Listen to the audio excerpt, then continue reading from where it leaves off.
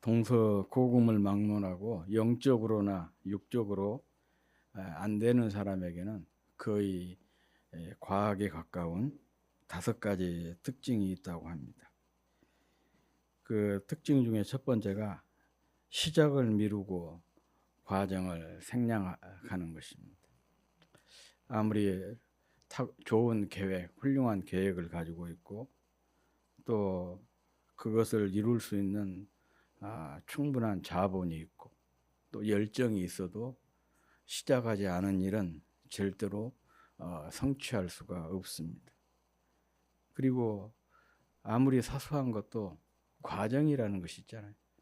예, 과정이라고 하는 게 있는데 그 과정을 무시하고 그저 요행을 바라듯이 결과만 바라는 것도 그 과정에서 흘리는 땀방울이 없이는 수고가 없이는 또 올바른 결과를 기대할 수가 없는 것이죠.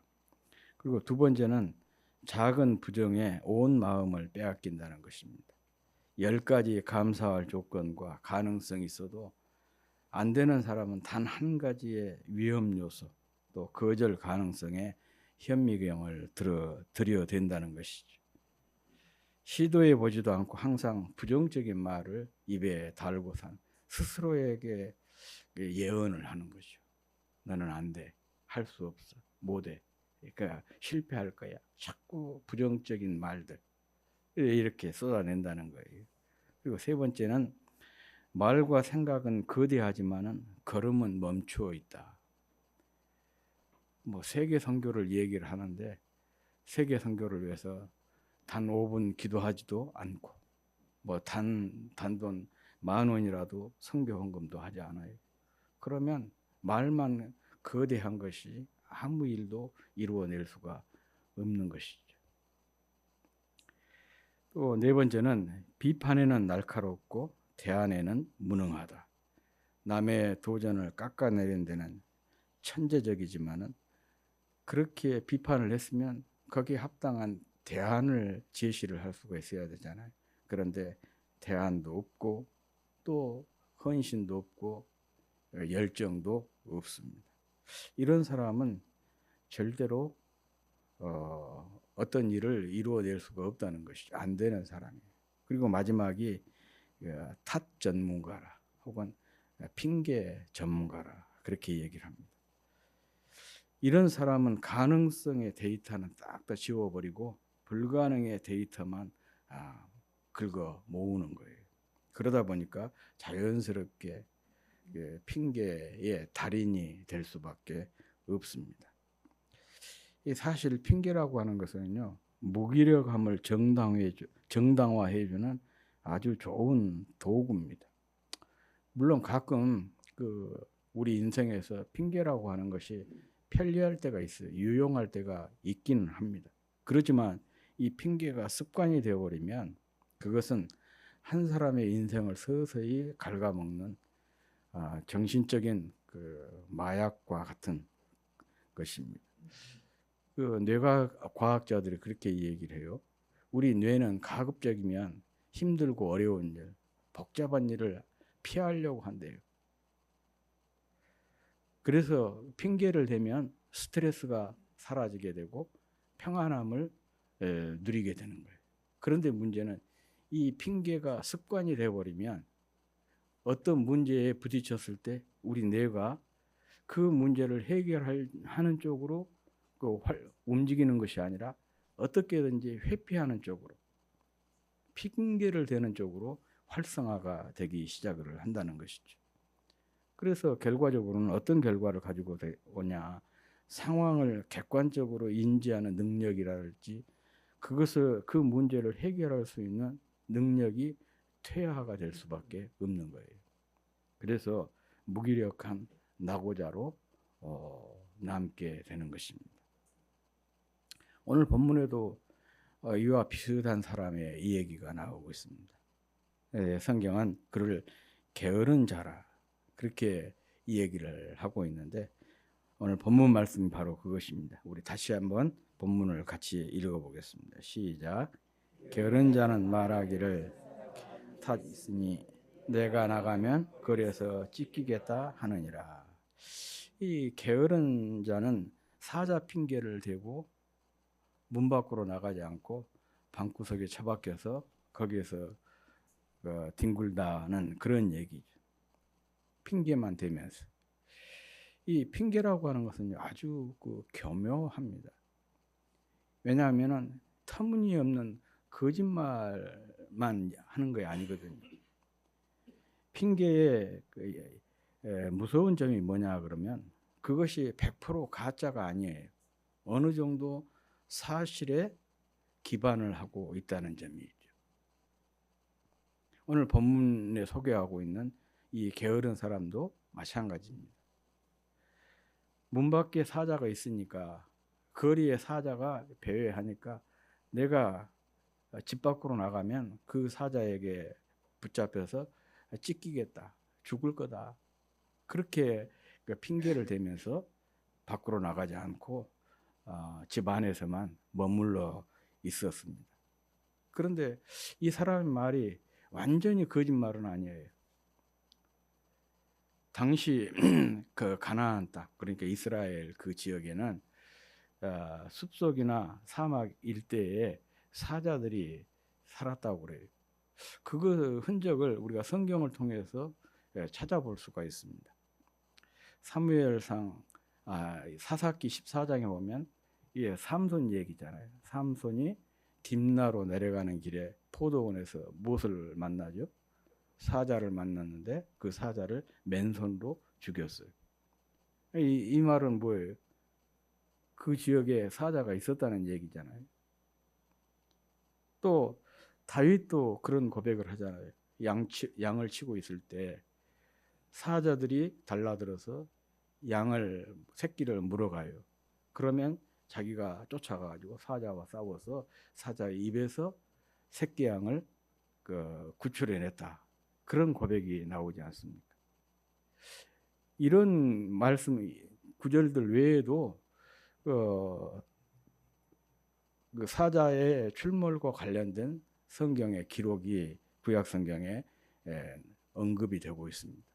그러니까 오늘 본문에서 말한 이 게으른 사람의 말이 완전히 가짜는 아니다는 것이죠. 어느 정도 사실에 기반이 되어 있습니다. 바로 여기에 우리가 에게 심각한 소위 말하면 이 핑계의 함정이라고 하는 것이 바로 여기에 있습니다. 어떤 사실을 진리로 착각하게 만드는 거예요. 우리가 무언가를 포기하거나 주저할 때 우리는 전혀 근거 없는 거짓에 기초하지 않습니다. 오히려 교묘하게 명백한 사실을 가져와서 그것을 핑계 삼아 어떤 일을 핑계로 방패를 삼는 경우가 많이 있지 않습니까? 예를 든다면 내가 어떤 일을 시작하는데 내 나이가 너무 많다. 나이가 너무 많아서 이 일을 할 수가 없다. 물론 이 말이 완전히 가짜는 아니잖아요. 나이가 많으면 물리적으로 나이가 많으면 새로운 일을 시작하거나 도전하는 것이 쉽지 않은 건 사실입니다. 그런데 이것이 꼭 진리는 아니에요. 나이가 많다고 해서 어떤 일을 시작을 못한다거나 도전할 수가 없는 것은 아니잖아요. 우리가 보면 나이는 숫자에 불과하다. 그렇게 하면서 새로운 일을 도전을 하고 도전해서 그것을 성공적으로 이루어낸 사람들 얘기가 상당히 있지 않습니까? 그러니까 나는 나이가 많아서 어떤 일을 할 수가 없다는 것은 사실이기는 하지만은 그게 진리는 아니라는 거예요. 뭐 자본주의의 꽃이라고 흔히 그러잖아요. 그것을 보고 뭐라고 그러냐?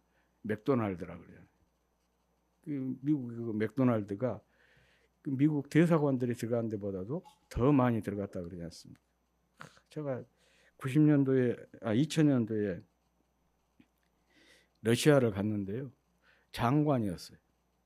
그 맥도날드가 있으면 한 100m, 200m 러시아 사람들이 그거 사 먹겠다고 줄을 서서 또 학교 신학생들에게 맥도날드를 이렇게 선물을 해주면 최고의 대접이 되고 그렇게 행복해라고. 맥도날드에다가 이 콜라를 하나 주면 미국을 욕하면서 맥도날드와 코카콜라를 그렇게 좋아한 거예요. 참 그 아이러니한 그런 광경. 이 맥도날드라고 하는 그게 조그마한 그 우리나라 가게에서 시작을 했는데 이것을 세계적인 기업으로 키운 사람이 누구냐? 레리 클록이든가 한 사람이었어요. 그런데 이분이 몇 살에 시작한 것이냐? 52세에 시작을 한 거예요. 이제 그 정도 되면 인생을 정리해야 될 그 시기인데 그때 이 사람은 시작을 해가지고 이 맥도날드를 세계적인 브랜드로 만들어버린 거죠. 요즘에는 이제 잘 보기가 힘들지만은 전에 제가 대학 다니고 그럴 때만 해도 이 차 타고 휴게소에 내리면 거기에 꼭 당기는 사람이 있어요. 하얀 양복에 검정 나비 넥타이를 메고 있는, 그리고 딱 모자 쓰고 있는 KFC라고, 켄터키 프라이드 치킨. 이 회사를 이것을 세운 사람도 몇 살에 한 거냐 그러면 65세 넘어서 이 일을 창업을 했던 사람이에요. 1008번 거절을 당하고 1009번째 성공을 했다고 그러지 않습니까? 65세가 넘어서. 아니, 지금 우리와 동시대 사람이 아닙니다. 이분은 1980년도에 돌아가셨어요. 나이 1890년도에 태어나가지고 90살까지 살다가. 그러니까 나이가 많아서 어떤 일을 못한다? 나이가 많은 것이 하나의 제한은 될 수가, 장애가 될 수는 있지만은 그것 때문에 못한다는 것은 진리가 아니라는 것이죠. 근데 핑계는 자꾸 그래요. 어떤 사실에 기반을 두고 있어요. 사실에 기반을 두고 있기 때문에 이 사람들이 거기에 자꾸 속게 되는 것이고 그 함정에 빠지게 된 것입니다. 이런 핑계 함정에 빠지면 눈앞에 작은 사실이 하나님의 그 능력을 가려버리는 그런 엄청난 폐해를 우리에게 주는 것입니다. 핑계라고 하는 것은 한 번 허용하면 마치 우리 몸에 세포가 분열을 한 것처럼 스스로 이게 자라나서 우리의 삶을 갉아먹는다고 그랬습니다. 그래서 결국은 아무것도 시도하지 않는 그 무기력한 정신적, 영적 파산 상태에 이르게 만드는 것이 핑계예요. 그래서 핑계는 마취제와 같다.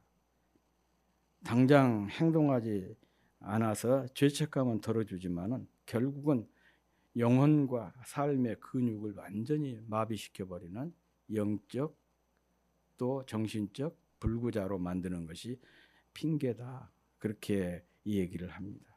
그렇다면 우리가 어떻게 이 핑계의 굴레에서 벗어날 수가 있을까? 핑계라고 하는 달콤한 마취제에서 깨어날 수가 있을까? 한 3가지 정도 여러분들에게 소개를 하고 싶습니다. 그 첫째는 할 수 없는 이유보다 할 수 있는 이유를 찾는 것입니다. 이것은 우리가 새로운 도전에 직면했을 때 가장 먼저 정착해야 될 성장 마음가짐, 마인드셋이라 그렇게 얘기를 합니다. 어떤 일 앞에서 이래서 안 되고 저래서 불가능하다라고 이 얘기를 하다 보면은 이런 핑계를 대는 것은 누구나 할 수 있는 일입니다. 이럴 때 우리는 어떤 태도로 가져야 되냐, 어떻게 하면 되게 하지라고 질문을 바꿔 보는 것입니다. 이렇게 질문 하나만 딱 바꿔놔도 우리의 뇌가 활성화가 된다는 거예요. 그래서 해결 방안을 열심히 찾게 되고, 그래서 정말 해결책을 갖게 된다는 거예요. 그래서 안 되는 이유가 10가지 떠오른다면 그걸 뒤집어서 그럼에도 지금 당장 내가 실행할 수 있는 작은 일 한 가지, 그것이 무엇인지를 생각해 보는 것입니다. 이 거대한 방법도 중요하지만 사소한 것이, 사소한 한 가지가 어쩌면 거대한 그 시작의 출발점이 될 수가 있는 것입니다. 이 작은 시작이 핑계를 넘어 할 수 있는 방법에 실마리로 작용하는 경우가 참 많이 있습니다. 우리가 성경에서도 그런 사례를 찾아볼 수 있지 않습니까? 많은 사람들이 예수님의 말씀을 듣기 위해서 구름대처럼 모였어요. 또 얼마나 예수님께서 열심히 또 재미있게 말씀을 잘 하셨던지 3일 동안이나 밥을 굶어가면서 예수님의 말씀에 집중을 했습니다. 오히려 제자들이 걱정이었어요. 이들이 3일이나 굶고 이렇게 주님을 따르고 있는데 이제는 돌려보내야 되지 않을까 싶어가지고 조심스럽게 제자들이 주님께 얘기했어요. 벌써 3일째입니다. 그리고 이 사람들이 다 쫄쫄 굶고 있습니다. 이제 보내야 되지 않겠습니까? 그러면서 제자들이 한 가지 더 덧붙였어요. 그런데 이들이 3일이나 굶었기 때문에 그냥 보내면 혹시 가다가 사고라도 나면 안 되잖아요. 그 점을 걱정을 하니까 예수님이 제자들에게 뭐라고 말씀하십니까? 너희들이 먹을 것을 줘라 그랬어요. 참 애써진 일이죠. 그 많은 사람들을, 제자들이 부자가 있는 것도 아니고 이들도 다 자기 재산 포기하고 그냥 맨몸으로 주님을 따르는 사람들 아니겠어요? 그런데 너희들이 먹을 것을 줘라는 거예요. 그때 계산이 빠른 빌립이 그렇게 이야기합니다. 주님, 이 사람들에게 떡 한 덩이씩만 줘도 적어도 돈이 300데나리온, 한 데나리온이 일용 노동자 하루 품삯이라는 거예요. 그러니까 한 1년 품삯은 있어야 이 사람들 겨우 욕이나 할 수가 있겠는데 여기는 빈들이고 우리의 수중에는 돈이 한 푼도 없는데 어떻게 우리가 이들을 먹일 수가 있겠습니까? 그렇게 이 얘기를 했어요. 그런데 그 중에 빌립이 이렇게 이 얘기를 하고 있을 때 예수님의 말씀을 듣고 안드레라고 하는 제자는 묵묵히 실천을 한 거예요. 순종한 거예요. 그리고 그 사람들 중에서 한 아이가 가지고 있는 도시락, 물고기 2마리와 보리떡 5개, 그것을 발견하고 그 아이를 주님께로 데리고 왔어요. 참 코미디죠. 그 많은 사람들을 위해서 이 물고기 2마리, 보리떡 5개가 무슨 의미가 있겠습니까? 그런데 이 안드레는 그거에 계산하지 않고 생각하지 않고 그냥 그 사실 자체를 그대로 주님께로 가져다 드렸던 거예요. 그랬더니 주님께서 축사를 딱 한 번 하시고 제자들에게 사람들을 50명씩 앉게 한 뒤에 사람들에게 나누어 주도록 했어요. 그런데 거기서 기적이 일어난 거예요. 이 떡을 자꾸 줘도 떡이 줄어들질 않는 거죠.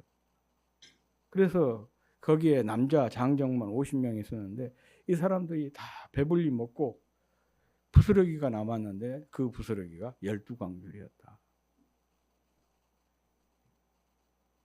아주 그 사소한 보리떡 5개, 물고기 2마리라고 하는 사소한 이것이 큰 초원의 대기적의 실마리가 되었던 것이에요. 바로 이런 것이 참 중요하다는 얘기죠. 작은 그 시작이 핑계를 넘어설 수 있는 방법의 실마리로 작용할 수가 있다. 그러니까 안 되는 부정적인 것들을 찾지 말고 이유를 찾기보다는 할 수 있는 방법을 찾는 것이 참 중요하다는 거예요. 그리고 두 번째는 핑계의 언어를 믿음의 언어로 바꾸는 것입니다. 즉 때문에를 불구하고로 바꾸는 거예요. 때문에라고 하는 이 말은 전형적인 그 핑계의 언어입니다. 건강 때문에, 나이 때문에, 날씨 때문에, 또 누구 때문에, 예, 자꾸 때문에라는 말은 핑계의 언어인 것입니다. 이 핑계의 언어를 믿음의 언어, 불구하고로 바꾸는 거예요. 인생은 끊임없이 우리 앞에 핑계와 핑계거리를 던집니다. 하지만 모든 제약 조건 뒤에 불구하고라고 하는 이 네 개의 마디의 단어를 말을 사용하게 되면 상황이 바뀌게 돼요. 인생에 대한 장르가 바뀌어 버립니다. 말 그대로 졸장부가 대장부가 되는 것이고 소심한 겁쟁이가 영적인 용사로 거듭나게 되는 거예요. 지독한 불평꾼이 감사로 물든 사람으로 바뀌는 것이죠. 우리가 성경을 통해서 그것을 확인할 수가 있지 않습니까? 선지자 학개라고 하는 사람, 하박국이라고 하는 사람이 불평꾼이었잖아요. 그런데 그가 절대적인 감사의 사람으로 바뀌는 그런 광경을 우리가 하박국 선지서를 통해서 볼 수가 있습니다. 핑계는 몸과 마음을 편하게 만들지만 성장을 멈추게 합니다. 그러나 믿음은 당장은 무겁게 느껴져도 결국은 우리가 원하는 곳으로 우리를 인도하게 되는 것입니다. 그렇다면 어떻게 이런 핑계의 언어를 믿음의 언어로 바꿀 수가 있을까? 이제 그게 관건 아니겠습니까? 그 비결은 주님이 함께 하시면이라는 고백에 있습니다. 주님이 함께 하시면. 이 고백이 우리 삶의 모든 때문에를 불구하고로 바꾸어주는 마스터 키와 같습니다. 믿음이라고 하는 것은요, 조건의 변화가 아니라 주님과의 동행에 있어요. 아까 우리 기도자가 주님과의 동행 얘기를 몇 번 했지 않습니까? 이 믿음이라고 하는 것은 환경이나 어떤 상황의 변화가 아니에요. 주님과의 동행인 것입니다. 사자가 사라지지 않았어도 주님이 함께 하시면 그것은 두려운 감옥이 아니라 주님의 놀라운 은혜와 능력을 경험하는 기적의 자리로 바뀌게 되는 것입니다. 이렇게 주님이 함께 하신다. 이것을 고백하고 그 주님이 함께 하심을 일상 속에서 내가 늘 체험하면서 살아가는 것. 이런 사람들은 자연스럽게 말이 바뀌게 되는 거예요. 때문에에서 그럼에도 혹은 불구하고, 다시 말하면 이 핑계의 언어가 믿음의 언어로 바뀌게 되는 것입니다. 사람의 변화라고 하는 것은요, 말에서부터 시작이 됩니다. 안 되는 사람들의 공통점이 앞에서도 얘기했지만 말이 항상 부정적이에요. 그리고 그 부정적인 말로 자기에게 자꾸 무엇을 하냐? 예언을 하는 거예요. 자기 예언을 해요. 이게 안 되는 사람들의 공통된 특징입니다. 말이 부정적인데 그 부정적인 말이 자꾸 자기 예언을 해요. 나에게 부정적으로 자꾸 얘기를 한 것이죠. 그러니 안 될 수밖에 없죠. 그러니까 자기에게만 하면 괜찮은데 또 다른 사람들에게도 자꾸 얘기하잖아요. 너는 그래서 안 된다.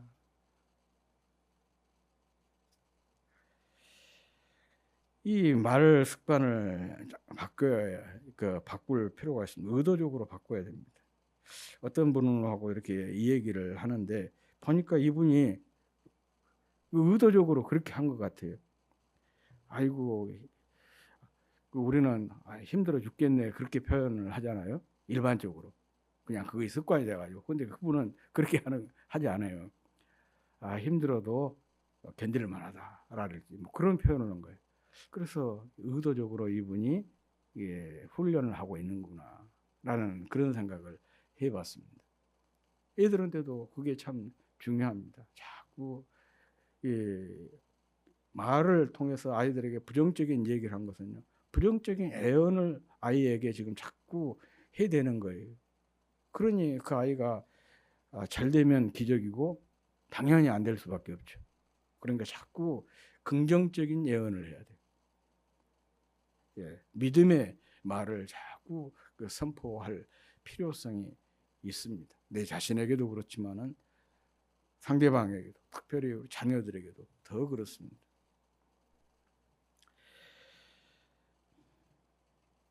사람은 각기 다르잖아요. 어떤 사람은, 어떤 아이들은 막 나무래고 욕을 해도 더 이렇게 달라드는 아이가 있는가 하면은, 또 어떤 아이는 그런 말이 크게 상처를 입지 않습니까? 사람이 각기 다른 것이니까 우리가 가급적이면 믿음의 말을 자녀들에게 할 필요성이 있습니다. 저도 지금은 이제 많이 그렇게 얘기해요. 달아졌다 그러죠. 달아져 가지고 여러분들이 어지간한 말 해도 뭐 그거 귓가에 담아주지도 않고 그냥 다 털어버리는데, 어렸을 때는 상당히 예민했던 것 같아요. 예민해 가지고 저희 어머니가 한 말에 상처를 받고, 그래서 고민을 많이 하고, 그러다가 참 제가 가만히 생각하면 그것도 은혜예요. 그것을 극복을 하게 됐었는데요. 이게 부모와 자식 간에라도, 그러니까 이 부정적인 말들보다 이 긍정의 말이랄지 믿음의 말을 하는 것이 참 중요합니다. 아무튼 이것이 두 번째 비결이고, 세 번째는 어려움을 과장해서 스스로를 피해자로 만들지 마라. 오늘 본문에 나온 게으른 사람은 밖에 사자가 있다, 그렇게 이 얘기를 하면서, 그래서 내가 밖에 나가면 사자에게 찢겨 죽을 것이다, 이렇게 이 얘기를 하고 있지 않습니까? 아직 사자를 만나지도 않았어요. 그런데 이미 이 사람의 마음속에는 사자를 만난 것이죠. 그러니까 밖에를 나갈 수가 없었던 거예요. 이런 것을 보고 과도한 일반화라, 혹은 또 비약적인 결론이라, 그렇게 얘기를 하죠. 일어나지도 않았는데 그냥 그것을 일어난 것처럼 그렇게 생각을 해버리는 거예요. 그러니까 아무 일을 또 할 수가 없는 것이죠. 의외로 이런 사람들이 많습니다. 아직 자기에게 일어나지도 않았는데 그것이 그걸 너무 과장을 해서 자기 자신을 스스로 불쌍한 피해자로 그렇게 전락을 시켜버리는 그런 사람들이 있어요. 이런 사람을 우리가 피해의식에 사로잡힌 사람이라 그렇게 얘기를 하잖아요. 그런 경우가 왕왕 있습니다. 그러므로 이런 것에서 우리 자신들이 자유로 벗어날 수 있는 방법이 뭐냐? 이 문 밖의 사자를 생각하지 말고 내 안에 거하신 주님을 늘 생각하는 것입니다. 문 밖의 사자를 주목하지 말고 나와 함께 하시는 주님과 주님의 성령을 늘 주목하는 그런 삶을 사는 것이에요. 사자만 생각하고 사자에게만 집중하다 보면 그 사자에게 압도를 당할 수밖에 없습니다. 그러나 주님을 생각하고 주님께 집중하게 되면 비록 사자가 있을지라도 사자를 넘어설 수 있는 힘, 능력, 지혜를 우리가 갖게 되는 것이고, 더 나아가서 사자를 피할 수 있는 그 길이 우리에게 열리게 되는 것입니다. 적어도 더 중요한 것이 바로 그것이에요. 우리 주님께서는 우리가 사자의 먹이가 되는 것을 원치 않는다는 것이죠. 이것을 우리가 분명하게 확신을 해야 됩니다. 주님은 내가 사자의 밥이 되는 것을 원치 않아요. 그런 확신을 갖게 되면 설령 사자가 밖에 있을지라도 두려워하지 않고 나아갈 수가 있게 되는 것이죠. 그런데 이런 믿음이 없으니까 그 사자를 에게만 집중을 하다 보니까 거기에 압도당해서 아무 일도 할 수가 없는 거예요. 밖에를 나가지 못하게 되는 것 아니겠습니까?